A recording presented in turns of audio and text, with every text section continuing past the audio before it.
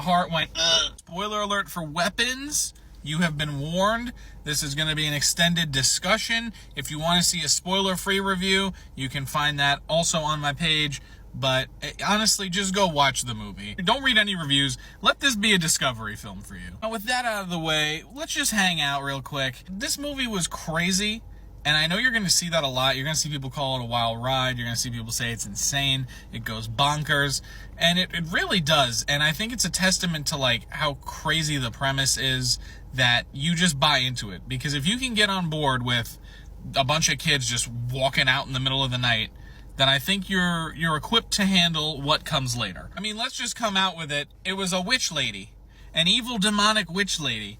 And when I first saw that, I was kind of like, I don't know about this. This is a weird turn. It felt very serious. I felt like the first half of the movie was prisoners, right? And then the second half was like Miss Frizzle gone wrong. You know what I mean? And this lady, Gladys, is the one thing in the movie that I think almost could have derailed the entire thing. But Amy Madigan's performance, I think, just is the glue of the film. Because if she does not work, and it's very possible that she might not work for some people, this movie would fall apart. She plays such a twisted person, but also one that, like, when you first meet her, you don't know what's going on. And weirdly, you get glimpses of her throughout the movie, though you don't know it yet. You think it's just random scares and, like, dream stuff. And I'm very curious to see what you guys think that is, like, the interpretation of some of the dreams. Like, Josh Brolin has a dream sequence where he follows his son off into the night, and it leads back to a house with an M16, essentially, an assault rifle above the house with the time 2:17. And I think that's so interesting, and I've been trying myself to figure out, like, what my interpretation of that is, and I think that was just another, like, hidden thing to say she's using these people as weapons. They also say in the movie that they're weaponized, and I think that that's sort of the underlying current of the movie, like the generic arc of what's going on.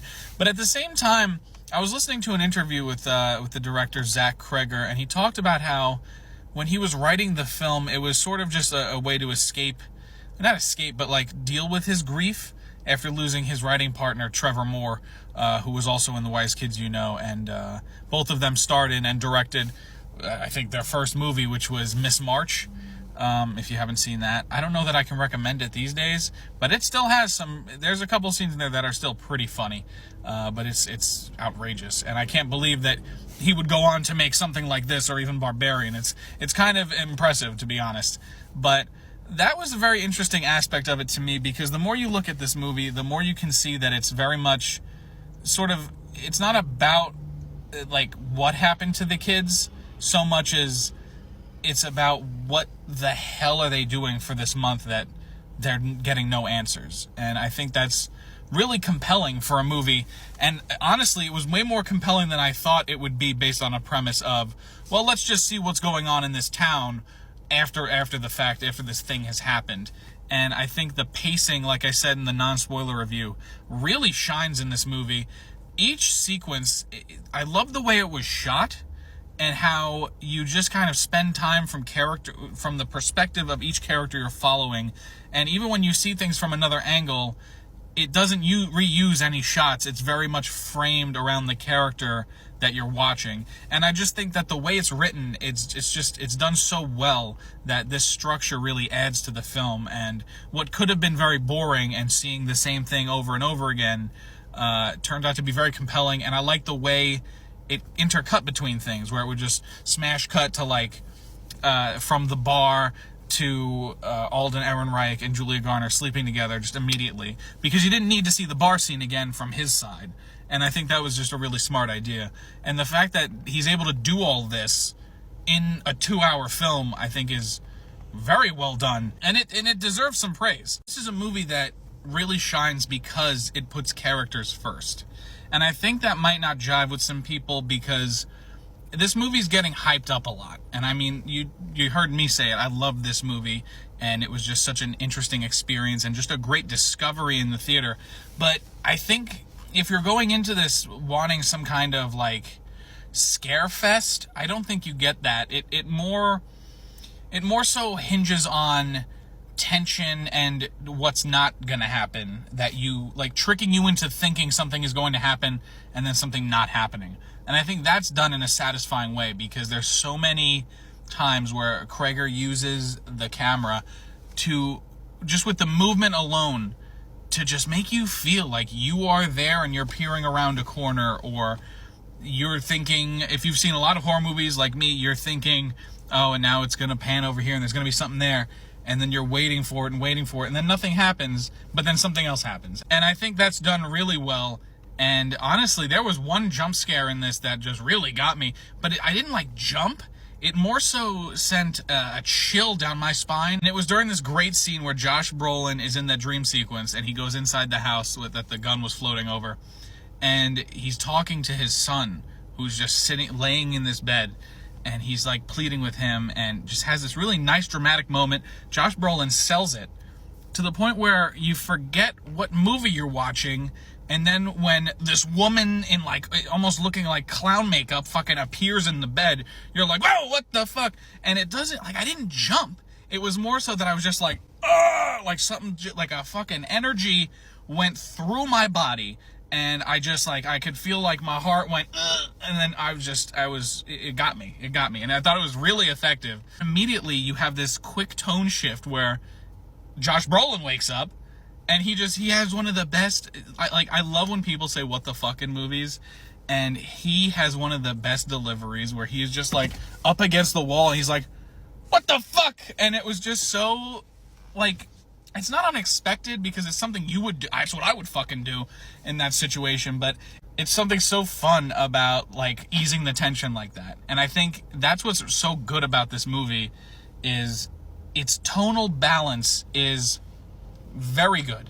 It's got this moment where the tension is building and building and building, and then it'll meander a little bit into something else, and then you get invested in that, and you forget what's going to happen, and then boom, he hits you with something, and then there's like sometimes there's a little bit of humor in there to deflate, any sort of, like to calm you back down for the next sequence that's going to spin up again. Even outside of the witch lady and her parasitic soldiers, there's still a sense of tension in even just like the normal day-to-day stuff. And for example, there's a scene where Alden Ehrenreich, who by the way gives a great performance, as everyone does, I should say, there was not a weak performance in this movie for me. He is the one who is chasing down this drug addict at one point, played by Austin Abrams, and their dynamic was very interesting because it's kind of, it's so outside of the supernatural stuff and like connecting to like the thing that went on. It's just sort of like this subplot side story that is its own thing, but also has this tension to it, because there's this moment where Alden Ehrenreich detains Austin Abrams, and he asks him, he's like, is there anything in your pocket? Is anything that's going to poke me? I don't want to get stabbed today. And then, of course, in your brain, you're like, he's going to have something on him. Because he's going, no, nothing, man. And then, of course, he puts the glove on in the pocket. Boom, immediately, a needle pricks him.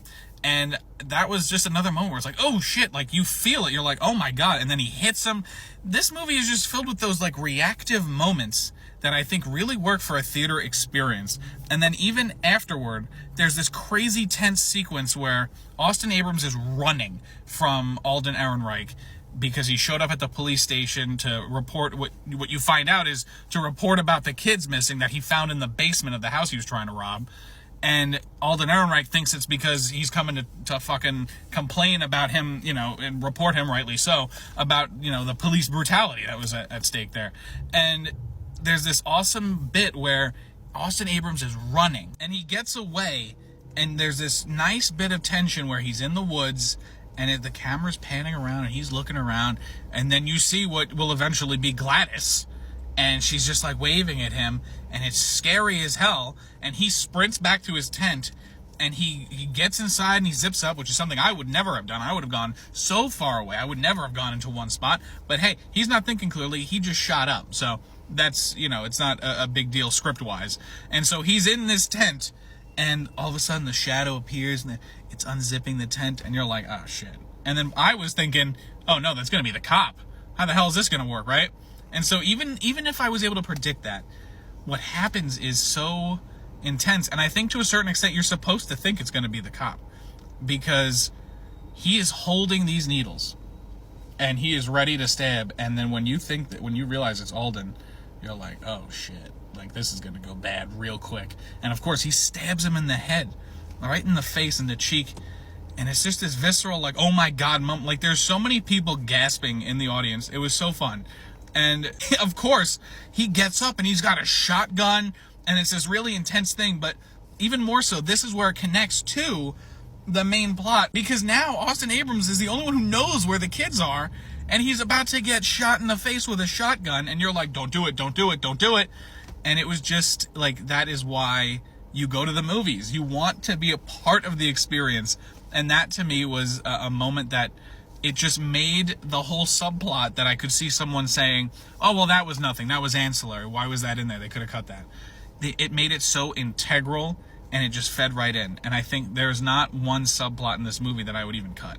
There was no chapter to me that when the name popped up I went, oh brother. Every new chapter we got was, oh, let's go. What is this going to be? How is this going to connect? And it was always after something crazy happened. And so you're just waiting for the moments where it's all going to come together. And then when it finally comes together, it's just wild. As I said, people are going to say it. People have been saying it this whole weekend. It's so fun to witness, especially when you don't see anything. And I was kind of mad because I realized, like, I had forgotten about the first trailer, right? The first trailer, I felt like showed nothing. I realized there was a shot of the kids coming, like World War Z-ing out of the house. And when that started happening, I was like, oh, wait, we saw this. And I was like, damn. But it was still incredible. And I don't know how they did it. Like, I really want to see the behind the scenes, how they shot that. Because just thinking of, like, the logistics of filming with child actors, and like the time constraints and what they're able to do. They do a lot of dangerous stuff. There is a shot in this movie that is like the kid version of the Bourne Ultimatum. Where, you remember Bourne Ultimatum? Where Jason Bourne, Matt Damon, goes over, like, across over a building, like across an alleyway, and lands through a window and the camera guy follows him. There is a moment in this movie where this one girl is ahead of the pack and they're chasing after the witch, and she is booking it after her, and this witch is going through places and trying to shut doors and stuff, and this little girl is just plowing through, and it's one shot. And I really want to know how they did that. Are there child stunt actors out there? Because it looked real, and I could understand, obviously it's going to be fake glass no matter what, even if it is a stunt person, but something about that was just, it was like something you'd never seen before. It was like, normally a movie wouldn't go there because they can't go there, but they found a way to film it and make it so convincing. And by the end, even when the kids are pulling apart the witch, oh man, the reactions in the theater were priceless. It was truly a memorable theater experience, and that's why I would just say, just go see it. Overall, I think Weapons is the type of movie that, like, it begs to be discovered. And I really like that about it. If you made it this far in this long extended video, please leave a like, I guess, or leave a comment. I want to know what you think. Leave your spoiler. Did I forget something? There is a lot to talk about in this movie, but I just wanted to hit all the stuff that I thought was, like, you know, really stuck out to me. And so leave a comment. Let me know, what was your favorite part? What didn't work for you? Full spoilers. Spoilers galore. Go crazy. Go as crazy as the ending of this film. If you watch this and you haven't seen the movie, why?